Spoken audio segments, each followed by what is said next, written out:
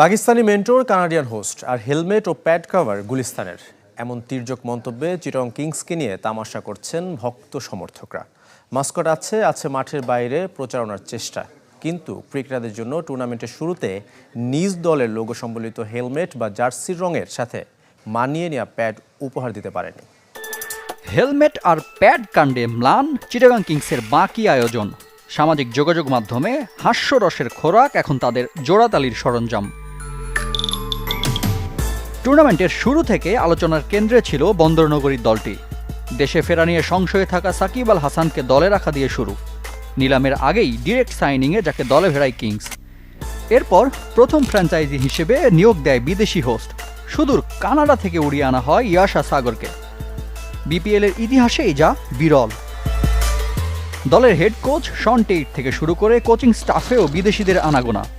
শেষ মুহূর্তে বড় আরেক চমক উপহার দেয় দর্শকদের। ব্র্যান্ড অ্যাম্বাসেডর হিসেবে কিংসে যুক্ত হন শাহিদ আফ্রিদি। টি-20 ক্রিকেটের একসময়ের পোস্টার বয় বুম বুম আফ্রিদির সংযুক্তিও তাই প্রশংসার দাবি রাখে। কিন্তু প্রথম ম্যাচে মাঠে নামতেই চাপা পড়ে কিংসের এত আয়োজন। জয়ের মুখ না দেখলেও ফলাফলের চেয়ে বেশি সমালোচনায় দলের ব্যাটারদের হেলমেট ও প্যাডের দুর্দশা।